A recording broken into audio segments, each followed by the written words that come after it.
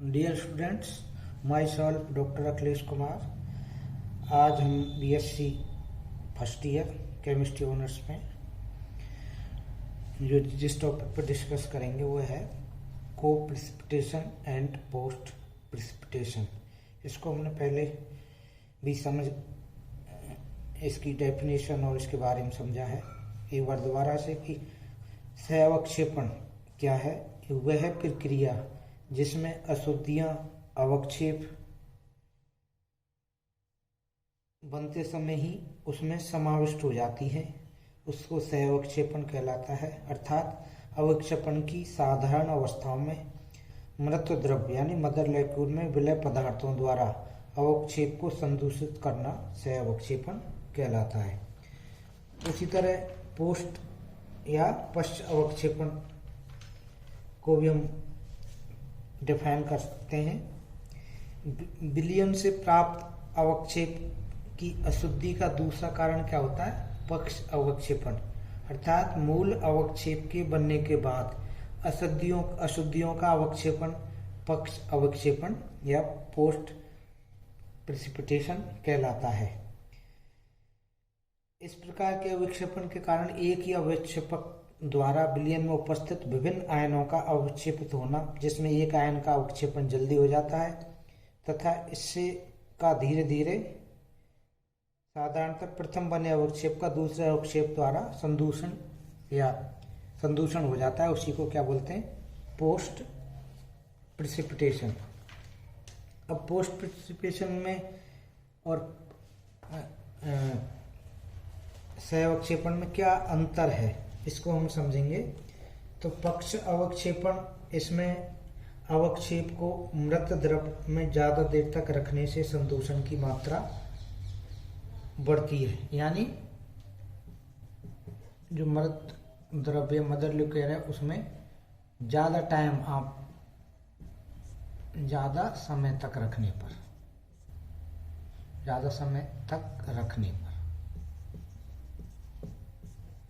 आपके कौन सी ज्यादा होगा? पक्ष अवक्षेपण की संभावना ज्यादा होती है, मात्रा बढ़ती जाती है इसकी। जबकि सहअवक्षेपण होता है, इसमें मृत द्रव्य आप ज्यादा रखेंगे यानी इसको, तो सहअवक्षेपण की मात्रा क्या है? घटती जाएगी। दूसरा जो अंतर है, इसमें संदूषण की दर, किसमें? पक्ष अवक्षेपण में संदूषण की दर ताप बढ़ने से बढ़ती है। यहाँ डायरेक्ट किससे जुड़ा हुआ है? ताप बढ़ाएंगे इसको तो संदूषण की दर बढ़ने से बढ़ती है, यानी इसको बढ़ाएंगे तो संदूषण या इम्प्योरिटीज क्या होंगी, ये भी बढ़ेंगी।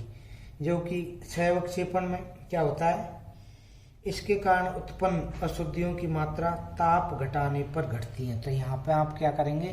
सह में ताप को कम करोगे तो संदूषण जो हो रहा है उसकी मात्रा भी क्या होगी? घटेगी। जबकि उसमें टेम्परेचर बढ़ाने पर इम्प्योरिटीज की मात्रा बढ़ रही थी। यहाँ क्या हो रहा है? ताप घटाएंगे तो इसमें आपके अशुद्धियों की मात्रा घटती है। तीसरा जो डिफरेंस है, तीव्रता से विलोडन करने पर, यानी स्टिरर करोगे आप इसको फास्टली तो पक्ष अवक्षेपण बढ़ता है, यानी कम समय में तेजी के साथ विलोडन करते हैं तो क्या होगा? पक्ष अवक्षेपण की मात्रा बढ़ती है। जबकि आपके जो सहअवक्षेपण है, को प्रिसिपिटेशन है, तीव्रता से विलोडित करने पर सहअवक्षेपण कम होता है। तो यहाँ क्या करेंगे? फास्टली स्टिरर, तेजी के साथ आप क्या करोगे? उसको विलोडित करते हैं तो इसकी क्या होगी? इसकी मात्रा घटेगी। और चौथा अंतर इसमें आप क्या करोगे कि इसके कारण यानी पक्ष अवक्षेपण के कारण उत्पन्न त्रुटियों का परिमाप बहुत अधिक होता है। इसकी वजह से इसका परिमाप अधिक होता है, एक्सेस क्वांटिटी में होता है पक्ष अवक्षेपण में, जबकि सहअवक्षेपण में इसके कारण उत्पन्न त्रुटियों का परिणाम बहुत कम। यहाँ पर परिणाम बहुत कम है, जो त्रुटियाँ होंगी उसकी बहुत कम रहता है। तो इसके चार अंतर रहे मोटी मोटी चीज़ों को आप समझने के लिए कि पक्ष अवक्षेपण की जो बढ़ने की संभावना कब कब बढ़ती है कि एक तो आप मदर लिक्विड में ज़्यादा टाइम तक रखोगे, ताप बढ़ाओगे और तीव्रता से उसको स्टिरर या विलोडित करोगे, और उसकी जो त्रुटियाँ होंगी उनकी परिमाण भी क्या होगा, अधिक में। जबकि सहअवक्षेपण में मृत्यु दर में अधिक देर रखेंगे जब भी घटेगी सहअवक्षेपण की, ताप घटाएंगे जब भी इसकी घटती है, तीव्रता से आप विलोडित करते हो जब भी सहअवक्षेपण कम होगा, और इसकी जो त्रुटि हैं, इसके रिजल्ट हैं, वो परिणाम बहुत कम होते हैं। तो ये इसकी क्या हुई, मेन डिफरेंस हुए कि क्योंकि कई बार एग्जाम में पूछा जाता है कि पोस्ट प्रेसिपिटेशन और को प्रेसिपिटेशन से आप क्या समझते हैं, तथा इनको आप क्या करना है, इनकी डिफरेंस, इनके अंतरों को समझाइए। अगला इसमें जो टॉपिक है वह है अवक्षेपण की शर्तें। क्या शर्तें होती हैं कि क्या क्या चीज़ों को अपने को ध्यान में रखना है जिससे आपके क्या हो, मैक्सिमम पीपीटी प्राप्त हो। आपका जितना अच्छी पीपीटी प्राप्त होगा उतने आपके रिजल्ट भी अच्छे आएंगे। तो पहला जो इसका है, अवक्षेपण डाइल्यूट सॉल्यूशन में करना चाहिए जिससे सहअवक्षेपण की मात्रा न्यूनतम हो। तो पहली कंडीशन तो क्या हुई, डाइल्यूट होना चाहिए आपका सॉल्यूशन।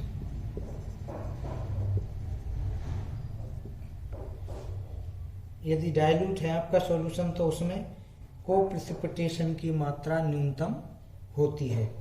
दूसरी कंडीशन क्या है, क्रिस्टलीय अवक्षेप को बहुत समय तक गर्म विलयन में रखा रहने देना चाहिए जिससे सहअवक्षेपण कम होता है तथा शीघ्रता से छनने योग्य अवक्षेप प्राप्त होगा। यानी उसको क्या है, उसको आप बहुत गर्म देर तक रखेंगे तो आपके क्या होगा, सहअवक्षेपण की मात्रा कम होगी। तो ये भी इसकी अवक्षेपण की आवश्यक शर्त हो गई कि क्रिस्टलीय अवक्षेप को बहुत समय तक गर्म विलयन में रहने देना चाहिए जिससे सहअवक्षेपण की मात्रा क्या हो जाए, कम हो। तीसरी इसकी शर्त क्या है, अभिकर्मक धीरे धीरे मिलाना चाहिए, लगातार विलोडित करते रहना चाहिए जिससे बड़े आकार के क्रिस्टल बन सके। तो यानी आप क्या करेंगे, जब भी इसमें मिलाओगे तो स्लो धीरे धीरे मिलाएंगे और उसको क्या होगा, विलोडित भी करेंगे लगातार, जिससे आपके क्या होंगे, बड़े आकार के क्रिस्टल प्राप्त होते हैं। और बड़े आकार क्रिस्टल होंगे तो प्योर होंगे, उनमें इम्प्योरिटीज की मात्रा बहुत कम होती है। और एक चौथी कंडीशन क्या है आपकी इसकी आवश्यक शर्तों में, अवक्षेप को इलेक्ट्रोलाइट विद्युत अपघट्ट के डाइल्यूट सॉल्यूशन में होना चाहिए। यानी शुद्ध जल से पेप्टीकरण हो सकता है, इसलिए उसको क्या करेंगे, आपके जो डाइल्यूट सॉल्यूशन जो अपने कंडीशन रखी थी उसमें क्या हो, विद्युत अपघट्ट या इलेक्ट्रोलाइट होना चाहिए थोड़ा सा, जिससे क्या होगा, उसका पेप्टीकरण कम होगा और शुद्ध जल से पेप्टीकरण उसको हो जाता है उससे। तो इसलिए आपको क्या है, इलेक्ट्रोलाइट की मात्रा उसमें थोड़ी होगी तो आपका अवक्षेप भी क्या होगा, अच्छी मात्रा में प्राप्त होगा। एक लास्ट कंडीशन इसकी क्या है, सहअवक्षेपण अथवा अन्य कारणों से अवक्षेप क्या हो सकता है, संदूषित हो सकता है। यानी को से भी हो सकता है और पोस्ट प्रेसिपिटेशन से भी हो सकता है, इसलिए इसको क्या करते हैं, रीप्रेसिपिटेशन कर अवक्षेप की अशुद्धियों को दूर किया जा सकता है। यानी पुनर्अवक्षेपण, यदि इस तरह की अशुद्धियां आ रही हैं तो उसको आप क्या करोगे, दोबारा से उसको और करोगे पुनर्अवक्षेपण, इससे उसमें जो अशुद्धियाँ होंगी वो क्या हो जाएंगी। कई और भी कारण ये हमने बताए, इनके अलावा भी और कई कारण हो सकते हैं। खुद जो इसको प्रयोग को करता है सेल्फ, उसकी वजह से भी, उनकी कमियों की वजह से भी क्या होती हैं, इसमें कई तरह की कमियां या अशुद्धियां आ जाती हैं। तो उनको भी अपने को कम करना है। तो उसका तरीका यह है कि आप क्या करेंगे, उसको रीप्रेसिपिटेशन कर अवक्षेप की जो अशुद्धियां हैं उनको आप क्या कर सकते हो, हटा सकते हो। तो ये इसके जनरल वो थे। ये आपके एग्जाम में पिछले उनमें कई बार पूछा गया है। तो इसको आपको को प्रेसिपिटेशन और पोस्ट प्रेसिपिटेशन को आपको क्या होगा, डिटेल से समझोगे और उसके बाद उसमें बेसिक अंतर क्या है उनको भी आपको समझना है, जिससे आपको किसी भी तरह की प्रॉब्लम आए तो वो आसानी से। और इसको और डिटेल में आप सेकेंड ईयर जो प्रैक्टिकल बुक है आपकी, उसमें भी काफ़ी इसको डिटेल से समझा रखा है कि आप पीपीटी कैसे प्राप्त करते हैं। अगला इसमें जो टॉपिक है वो है वॉशिंग ऑफ द प्रेसिपिटेशन, कि इसको आप कैसे धोते हैं। तो उसको हम क्या करेंगे, अगले उसमें डिस्कस करेंगे, वॉशिंग ऑफ द प्रेसिपिटेशन। पर थोड़ा सा हम अभी समझ लेते हैं जिससे आपको आसानी रहेगी आगे डिस्कस करने में। Washing of the precipitation.